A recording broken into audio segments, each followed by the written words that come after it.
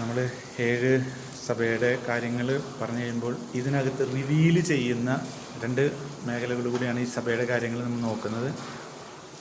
യേശുവിൻ്റെ titles 7 സഭകളിലൂടെ reveal ചെയ്തതും അതുപോലെ തന്നെ 7 സഭകൾക്കും കൊടുക്കുന്ന പ്രോമിസസിനെ കുറിച്ചാണ് നമ്മൾ നോക്കുന്നത്. ആദ്യത്തത് എഫേഷ്യൻ സഭയിൽ കൊടുത്തിട്ടുള്ള ടൈറ്റിൽസ്. നമുക്ക് ഓരോന്ന് വായിക്കാം. റെവലേഷൻ 2:1 അവിടെ ഈശോ എങ്ങനെയാണ് സ്വയം റിവീൽ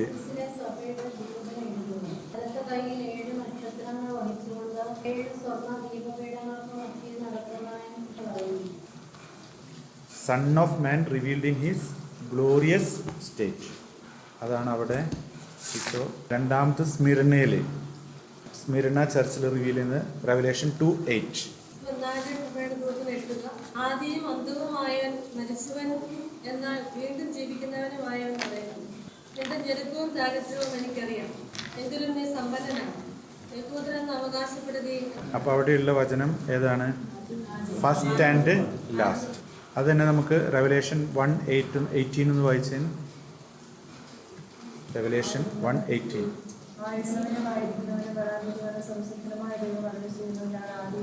ആദ്യം അതാണ്. എഫേഷ്യൻസ് 1:19-20 അതുവഴി അവന്റെ പ്രഭാവപൂർണമായ പ്രവർത്തനത്തിനനുസൃതമായി വിശ്വാസികളായ നമ്മിലേക്ക് പ്രവഹിക്കുന്ന അവന്റെ അപരിമേയമായ ശക്തിയുടെ മഹനീയത എത്രമാത്രമാണെന്ന് വ്യക്തമാകട്ടെ. ക്രിസ്തുവിനെ മരിച്ചവരിൽ നിന്ന് ഉയർപ്പിക്കുകയും സ്വർഗത്തിൽ അവിടുത്തെ വലതുവശത്ത് ഇരുത്തുകയും ചെയ്തപ്പോൾ അവനിൽ പ്രവർത്തിച്ചത് ഈ ശക്തിയാണ്. അതായത് ഫസ്റ്റ് ആൻഡ് ലാസ്റ്റ്, അതായത് ഡെഡ് കെയിം ടു ലൈഫ്, അതാണല്ലോ. പിന്നെ എഫേഷ്യൻസ് 4:8-10 അതിനാൽ ഇപ്രകാരം പറഞ്ഞിരിക്കുന്നു, അവൻ ഉന്നതങ്ങളിലേക്ക് ആരോപണം ചെയ്തപ്പോൾ അസംഖ്യ തടവുകാരെ കൂട്ടിക്കൊണ്ടുപോയി. മനുഷ്യർക്ക് അവൻ ദാനങ്ങൾ നൽകി. അവൻ ആരോപണം ചെയ്തു എന്നതിന്റെ അർത്ഥം എന്താണ്? അവൻ ഭൂമിയുടെ അധോഭാഗങ്ങളിലേക്ക് ഇറങ്ങിയെന്നു കൂടിയല്ലേ? ഇറങ്ങിയവൻ തന്നെയാണ് എല്ലാ വസ്തുക്കളെയും പൂരിതമാക്കാൻ വേണ്ടി എല്ലാ സ്വർഗങ്ങൾക്കും ഉപരി ആരോപണം ചെയ്തവരും. First and last. ഇനി മൂന്നാമത്തെ സഭയ്ക്ക് റിവീൽ ചെയ്തത് എന്താണ്? റെവലേഷൻ 2:12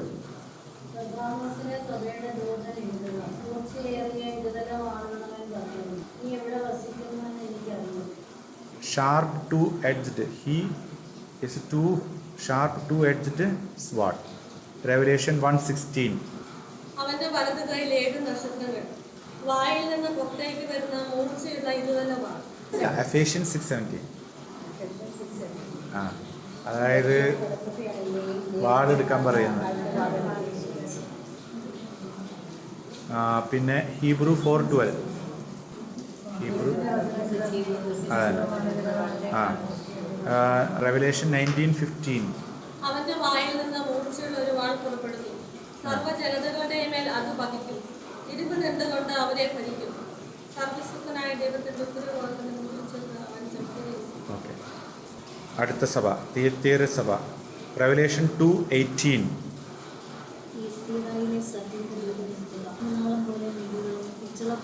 അതായത് eyes like a flame of fire.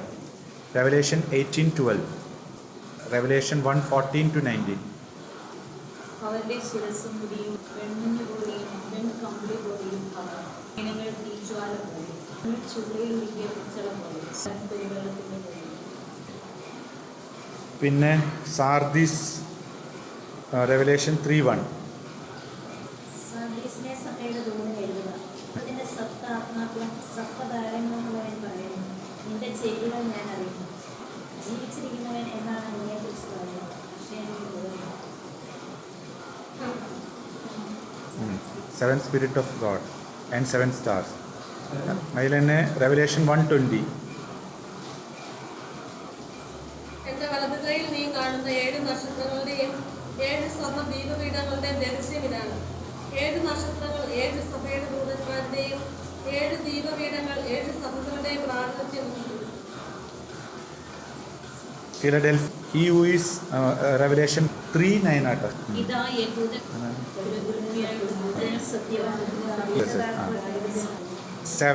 ഇനി അവസാനത്തെ റെവലേഷൻ ലൗദീക്യ സഭ 3:14 ലവോദിക്കയിലെ സഭയുടെ ദൂതൻ എഴുതുക, വിശ്വസ്തനും സത്യവാനുമായ സാക്ഷിയും ദൈവത്തിന്റെ സൃഷ്ടികർമ്മത്തിന്റെ ആരംഭമായിരിക്കുന്ന ആമേൻ അർത്ഥിക്കുന്നു. ആമേൻ എന്നാണ് അവിടെ ടൈറ്റില്. ഇനി നമുക്ക് ഇതിൻ്റെ പ്രോമിസസ് ഒന്ന് ഓരോ സഭയുടെ അവർക്ക് കൊടുത്ത കറക്ഷൻ കഴിഞ്ഞ് അവർ വിക്ടോറിയസ് ആകുകയാണെങ്കിൽ കിട്ടുന്ന ഇത് തന്നെയാണ്. നമ്മളും ഈ പറഞ്ഞ ഓരോ ട്രൈറ്റ്സ് നമ്മളിലുണ്ടെങ്കിൽ അത് നമ്മൾ അതിജീവിച്ച് കഴിയുമ്പോൾ ഏതൊക്കെയാണ്? എഫേസൂസിൻ്റെ പ്രത്യേകത എന്താണ്? ലവ്ലെസ്. സ്മിർനയുടെ പ്രത്യേകത പെർസിക്യൂട്ടഡ്. പെർഗമോസിൻ്റെ പ്രത്യേകത compromise. Thyatira corrupt. Sardis dead. Philadelphia faithful. Laodicea lukewarm. ഈ പറഞ്ഞ കാര്യം അതിൻ്റെ കുറേ ആംഗിൾസ് നമ്മൾ കണ്ടു. ഇതിൽ ഏതെങ്കിലും നമ്മളിലുണ്ടെങ്കിൽ അത് നമ്മൾ അതിജീവിക്കുമ്പോൾ ദൈവം തരുന്ന പ്രോമിസസിന് അത് ദൈവത്തിൻ്റെ വാഗ്ദാനമാണ്. ആ വാഗ്ദാനം സ്വന്തമാക്കണം. അത് നമുക്ക് ആദ്യത്തേത് വെളിപാട് 2:7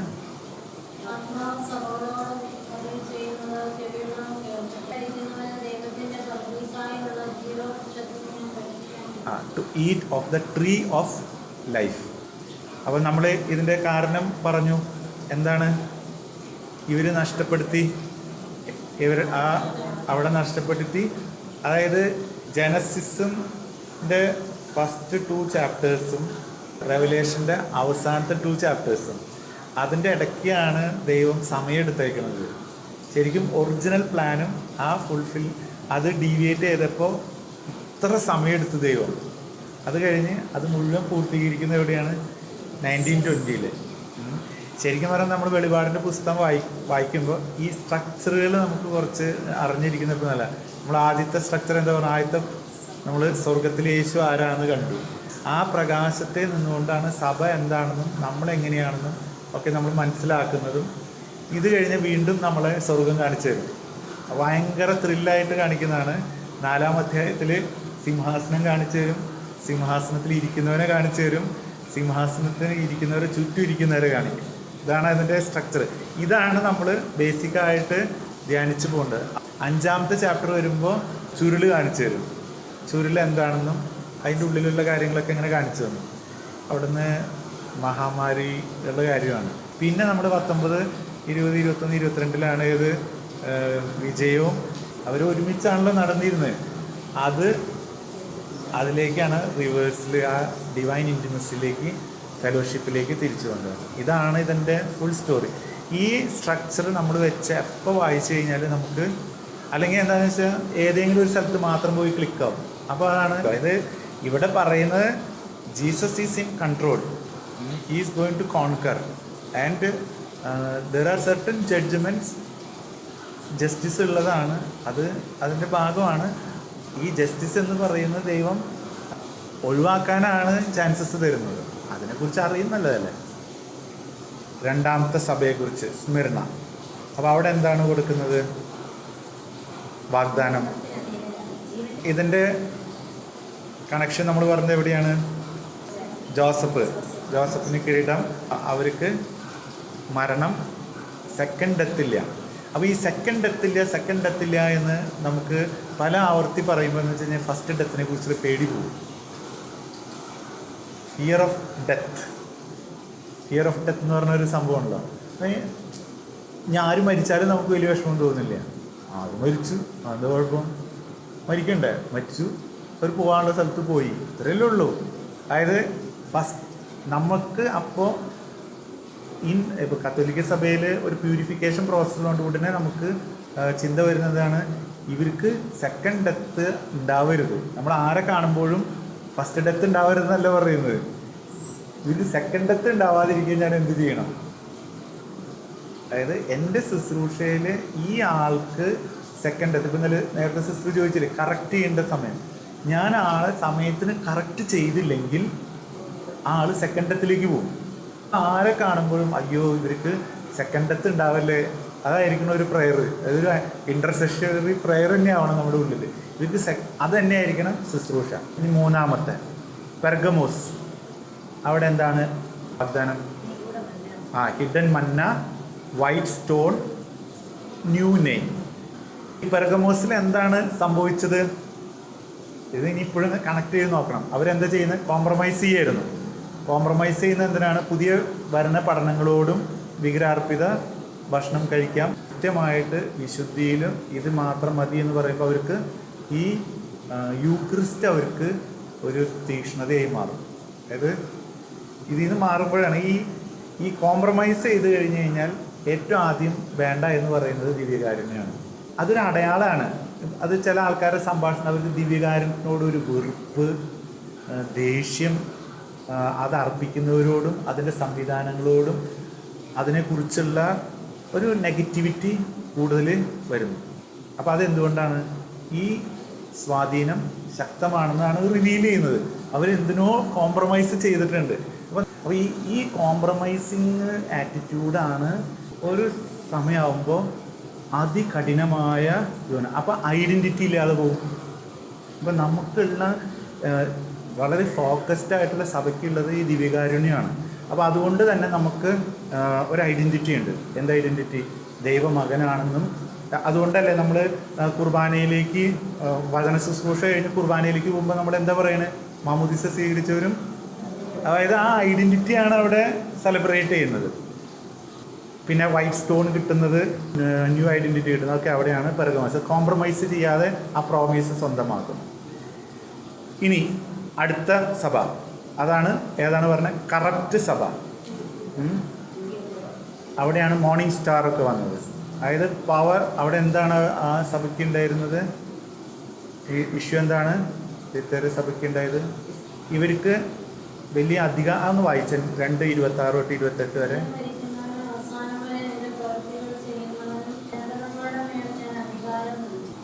ജനങ്ങളുടെ മേലെ അധികാരം നൽകും, ഒരു പവർ കിട്ടുന്നതാണ്. ഈ സഭയുടെ പ്രശ്നം എന്താണ്? കറപ്റ്റാണ്. ഈ സഭയെക്കുറിച്ചല്ലേ നമ്മൾ പറഞ്ഞത്? ഇവർക്ക് ഇവിടെയല്ലേ ജസബലൊക്കെ ഉള്ളത്? ജസബലൊക്കെ ഉള്ളതും അതുപോലെ തന്നെ ഈ ഡോമിനേഷൻ, നമ്മളന്ന് പറഞ്ഞില്ലേ ഡോമിനേഷൻ, അതായത് വശീകരണം, ആധിപത്യം, ഭീഷണി, ഇതൊരു തരം വിച്ച് ക്രാഫ്റ്റാന്ന് പറഞ്ഞു ഇല്ലേ? അപ്പോൾ ഈ വിച്ച് ക്രാഫ്റ്റ് പല രീതിയിലും ഓപ്പറേറ്റ് ചെയ്യുന്നുണ്ട്. ഇത് ഓപ്പറേറ്റ് ചെയ്യുന്ന പല സ്റ്റൈലുണ്ട്. ഒരു ഓപ്പറേഷൻ എന്താണെന്ന് വെച്ച് കഴിഞ്ഞാൽ ഇത് ഇത്തിരി സട്ടിലാണ്, ഓവറായിട്ട് ലീഗലിസ്റ്റിക് ആകുന്നത്. ഓവർ ലീഗലിസം ഉണ്ടല്ലോ. നിയമം അച്ചടക്കം വേണം, പക്ഷേ ജഡികമായിട്ടും നിയമപാലനങ്ങളുണ്ട്. അതായത് ഇപ്പോൾ ഈ നിയമം പാലിച്ചില്ലെങ്കിൽ കാർണാലിറ്റി ആയിട്ട് വരികയാണ്. അതായത് ആ നിയമം പാലിക്കാത്തതിൻ്റെ പേരിൽ എന്തുണ്ടാവുന്നു? ക്ലാഷ് ഉണ്ടാവുന്നത്. ക്ലാഷ് ഉണ്ടാവാതെയാണ് നിയമം പാലിക്കേണ്ടത് അല്ലേ? നമുക്ക് തന്നിട്ടുള്ള അനുസരണത്തിൻ്റെ രീതി എന്താണ്? അവർക്ക് 10 കൽപ്പന കൊടുത്തു. അവർ എന്തിനാ മോശേ നീ പോയിട്ട് 10 കൽപ്പന കൊണ്ടുവന്നു എന്നല്ല ചോദിക്കുന്നത്. അത് നിയമം ദാനമാണെന്നും അത് ദൈവത്തിൻ്റെ ദാനമാണെന്നും ഞാൻ സ്നേഹത്തോടു കൂടി പറയുകയാണ്, അതെനിക്ക് ആവശ്യമാണെന്നും ഞാൻ സ്വീകരിക്കുന്നു. അത് നമ്മൾ ഓരോ നിയമം പാലിക്കുന്നത് ശരിക്കും ദൈവകൽപ്പന പാലിക്കുന്നത് ഭാരമായിട്ടാണോ? പാലിക്കാത്തവർക്ക് ഇത് വലിയൊരു ഭാരമായിട്ടാണ് തോന്നുക. പാലിക്കുന്നവർക്ക് ഇതൊരു ആഘോഷമായിട്ടാണ് വരിക. ഇനി ഇതിനകത്ത് ദൈവിക വശം മാറി കഴിഞ്ഞ് ജഡിക വശം കയറിയെന്ന് വിചാരിക്കുക, കാർണാലിറ്റി വന്നു വിചാരിക്കുക. അപ്പോൾ ഇത് ലീഗലിസമായി മാറും. എന്താ? അതായത് അതെന്താ പാലിക്കാത്ത എന്നുള്ള ഒരു ഹ്യൂമനായിട്ടാണ് വരിക. ഡിവൈൻ മാറിയിട്ട് ഹ്യൂമനായിട്ട് അത് വരും. അപ്പോൾ അതൊരു വടിയായിട്ട് മാറും. ഏത്? ഭീഷണിപ്പെടുത്താൻ. ചർച്ചിൽ തന്നെ ഈ സംഭവം വിച്ച് ക്രാഫ്റ്റ് ഓപ്പറേറ്റ് ചെയ്യുന്ന ഇത് കണ്ട ആർക്കും അറിയില്ല. ഈ ചർച്ചിനകത്ത് ഒത്തിരി വിച്ച് ക്രാഫ്റ്റ് വേറെ രീതിയിൽ ഭീഷണിയായിട്ട് വർക്ക് ചെയ്യുന്നുണ്ട്. അത് അനുസരണത്തിൻ്റെ പേരിൽ ഭീഷണി നടത്തുക. അനുസരണ വ്രതത്തിൽ ഞാൻ നിന്നെ കൽപ്പിക്കുക പറയും, എന്നാ ശരി എന്ന് പറയും. പക്ഷെ അത് റിക്കൺസൈൽഡ് അല്ല.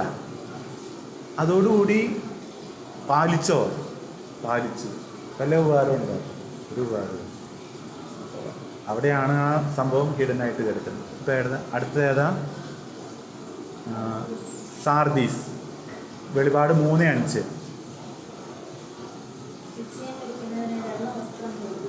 ജീവന്റെ പുസ്തകത്തിൽ നിന്ന് അവന്റെ നാമം ഞാൻ ഒരിക്കലും വായിച്ചു കളയുകയില്ല. എന്റെ പിതാവിന്റെയും അവരുടെ ഗുരുമാരുടെയും സന്നിധിയിൽ അവന്റെ നാമം ഞാൻ എടുത്തു കളയും. അതായത് ഇവിടെ നമ്മൾ ഈ പറഞ്ഞ ഈ സഭയുടെ പ്രത്യേകത എന്താണ്? ഈ സഭ ഡെഡാണ്. ഇസ്രായേലും യൂദായും അവസാനിക്കുകയാണെങ്കിലും ദൈവം ഒരു കുറച്ച് പേരെ മാറ്റി നിർത്തി ഇങ്ങനെ ഈ തിരി കത്തിച്ച് വെച്ചേക്കുകയാണ്. ബാക്കി എല്ലാവരും ഈ തിരി കത്തിച്ച് വരാൻ. ദൈവം ഒരിക്കലും ഈ ദൈവത്തിൻ്റെ രക്ഷാകര പദ്ധതി അവസാനിപ്പിക്കില്ല. ഇത് നമ്മൾ അറിയുമ്പോഴാണ് മനുഷ്യൻ മുഴുവൻ ആകെ നശിച്ചു, അവിടെ എല്ലാം പോയി, അവിടെ പള്ളി കൂട്ടി, ഇവിടെ കൂട്ടി എന്ന് പറയുമ്പോൾ നമുക്ക് ഉടനെ ഈ വാഗ്ദാനത്തിലുണ്ടാവും. അല്ല, ആരെങ്കിലും ദൈവം ഉയർത്തും. ഏത്? ആരെങ്കിലും ദൈവം ഉയർത്തും. അത് ഉയർത്തിയിരിക്കും.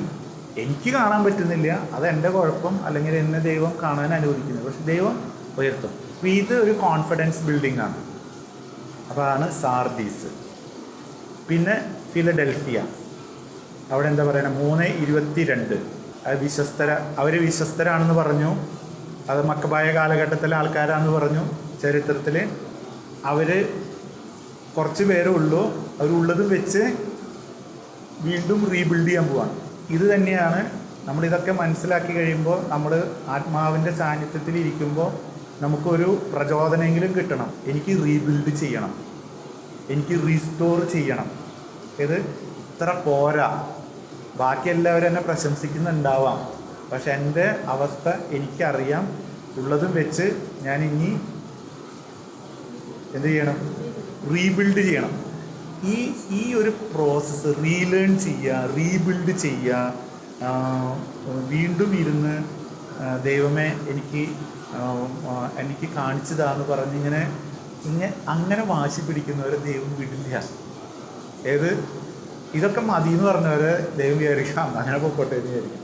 നമ്മൾ ഒരിക്കലും അൺസാറ്റിസ്ഫൈഡ് എലമെൻ്റ് അല്ല പറയുന്നത്. ഒരു തരം ആത്മീയ വാശി ഉണ്ടാവണം. ആ വാശിയിലാണ് വളർച്ചയുള്ളൂ. രക്ഷ സൗജന്യമാണ്. പക്വത അധ്വാനത്തിലിരിക്കുന്നതാണ്. ലൂക്ക 16:16 നമ്മൾ പണ്ട് ധ്യാനിച്ചിട്ടുള്ളതാണ്. അതായത് ബലം പ്രയോഗിക്കണം.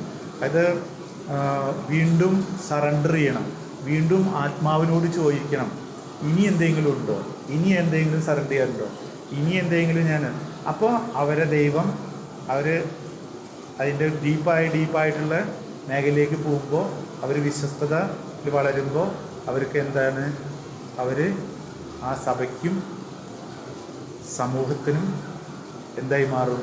പില്ലറായിട്ട് മാറും. ഇനി അവസാനത്തെ റെവലേഷൻ 3:20-21. ഞാൻ നിശ്ചയം വരിച്ച് എൻ്റെ പിതാവിനോടൊത്ത് അവിടുത്തെ സിംഹാസനത്തിൽ ഇരിക്കുന്നതുപോലെ നിശ്ചയം വരിക്കുന്നതിനെ എന്നോടൊത്ത് എൻ്റെ സിംഹാസനത്തിൽ ഇരിക്കുന്നു. ദൈവം ശരിക്കും നമ്മളെ ഡീപ്പായിട്ടുള്ള ഇൻറ്റിമസിക്കാണ് ക്ഷണിക്കുന്നത്. നമ്മളതാണ് തുടങ്ങി വെച്ച് നഷ്ടപ്പെട്ടത്. അവരൊരുമിച്ച് യാത്ര ചെയ്തിരുന്നു, അവരൊരു കമ്മ്യൂണിയൻ ഫീലിംഗ് ഉണ്ടായിരുന്നു. ഫാമിലിയാണ് പറഞ്ഞുവല്ലോ, ഫാമിലി ആകുമ്പോൾ ഒരുമിച്ച് ഭക്ഷിക്കും. അത് നഷ്ടപ്പെട്ടു. ദൈവം ഇത്ര കാലം കാത്തിരുന്നു മനുഷ്യനെ പ്രിപ്പയർ ചെയ്ത് വീണ്ടും ഡൈൻ ചെയ്യാൻ വേണ്ടിയിട്ട്, ആ ദൈവ ഐക്യത്തിൽ വളരാൻ വേണ്ടിയിട്ട്. യോഹന്നാൻ 1:18 വായിക്കാമോ? ദൈവത്തെ ആരും ഒരിക്കലും കണ്ടിട്ടില്ല. പിതാവുമായി ഗാഢബന്ധം പുലർത്തുന്ന തന്നെയായ ഏകജാതനാണ് അവിടുത്തെ വെളിപ്പെടുത്തിയത്. അപ്പോൾ ഈ ഗാഢബന്ധത്തിലേക്ക്, അതായത് അത് വളരെ ഡീപ്പായിട്ടുള്ള ഇൻറ്റിമസിയിലേക്കാണ് നമ്മളെ ദൈവം ക്ഷണിക്കുന്നത്. ആ ക്ഷണം മാത്രം ഫോക്കസ് ചെയ്ത് അതിനെ തടസ്സപ്പെടുത്തുന്ന എന്തും ഉപേക്ഷിക്കാൻ, എന്തും, ഈവൻ ഇത്രയും കാലം വളരെ അധികം ട്രഷർ ചെയ്തിട്ടില്ല എന്തും ഉപേക്ഷിക്കാൻ. ഇതിനു വേണ്ടി ഞാൻ എന്തും, വ്യക്തിയാണെങ്കിൽ, വസ്തുവാണെങ്കിൽ, സ്ഥലമാണെങ്കിൽ, ശുശ്രൂഷയാണെങ്കിൽ, എൻ്റെ ചില നിർബന്ധങ്ങളാണെങ്കിൽ, എന്തും ദൈവ ഐക്യത്തിന് ഒറ്റ വിചാരത്തിൽ ജീവിക്കുന്നു. ദൈവ ഐക്യത്തിന് തടസ്സപ്പെടുത്തുന്ന ഒന്നിനും ഞാൻ അനുവദിക്കില്ല. അത് ശരിക്കും അത് അപ്പോഴാണ് ഈ പ്രോമിസ് സ്വന്തമാകുന്നത്. എനിക്കിത് മാത്രമേ വേണ്ടൂ, വേറെ എന്ത് വേണമെങ്കിലും എടുത്തു കളഞ്ഞു എന്ന് പറയും. അതൊരു അങ്ങനെ ഒരു നിർബന്ധം വയ്ക്കുമ്പോൾ ദൈവം ആ പ്രോമിസ് ഫുൾഫിൽ ചെയ്ത് തരും. അപ്പോൾ അതിൻ്റെ പേര് ബാക്കിയൊക്കെ പൊക്കോട്ടെ, നോ പ്രോബ്ലം എന്ന് പറയുന്നത്. അതായത് അത് ആളെ സംബന്ധിച്ചിടത്തോളം അത് എടുത്തു കളയുമ്പോൾ ആൾക്ക് ഇഷ്യൂ അല്ല. അപ്പോൾ ചിലപ്പോൾ വളരെ ട്രഷർ ചെയ്യുന്ന സാധനമായിരിക്കാം, വളരെയധികം ട്രഷർ ചെയ്യുന്നവരാണ്. അതായത് വചനം നിറയുകയും വചനത്തിൻ്റെ കവാടം തുറക്കുന്നു, വിശ്വാസത്തിൻ്റെ കവാടം തുറക്കുന്നു. വിശ്വാസത്തിൻ്റെ കവാടം തുറന്നു കഴിഞ്ഞാൽ ആരെ വിശ്വസിക്കുന്നോ അവൻ്റെ കൂടെ ആയിരിക്കാൻ മാത്രം ആഗ്രഹിക്കുന്നു. വേറെ ആരെയും ഈ ലോകത്തിൽ വിശ്വസിക്കണ്ട എന്ന് പോലും തീരുമാനമാകുന്നു. സങ്കീർത്തനം 118:9-10.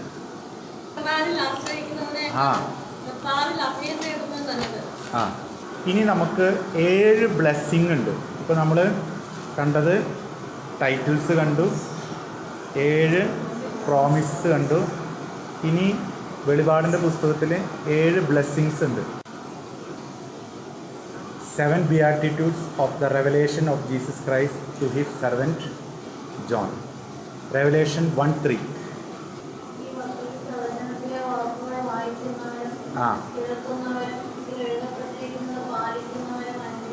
അനുഗ്രഹീതർ, സമയം അടുത്തിരിക്കുന്നു.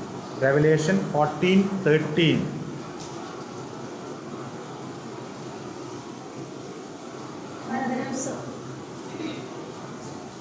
സ്വർഗത്തിൽ നിന്ന് പറയുന്ന ഒരു സ്വരം ഞാൻ കേട്ടു, എഴുതുക, കർത്താവിൽ ഹൃദയടയുന്നവർ അനുഗ്രഹീതരാണ്. അതെ, തീർച്ചയായും അവർ തങ്ങളുടെ അധ്വാനങ്ങളിൽ നിന്ന് വിരമിച്ച് സ്വസ്ഥരാകും. അവരുടെ പ്രവൃത്തികൾ അവരെ അനുഗമിക്കുന്നു എന്ന് ആത്മാവ് അറിയിച്ചു. Blessed are those who die in the Lord.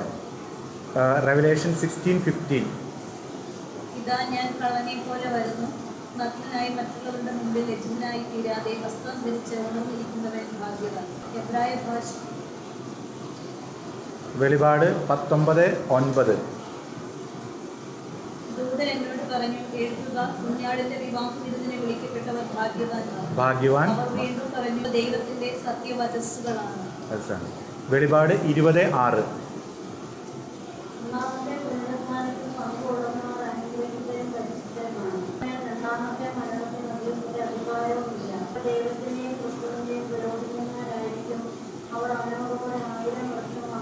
വെളിപാട് 22:7.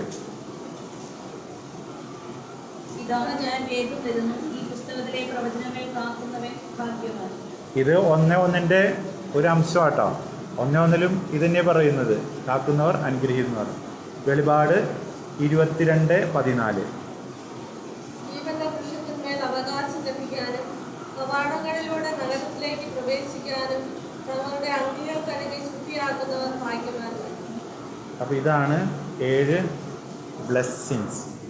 നമ്മൾ ഈ സെഷൻ ഇപ്പം നിർത്താണ്.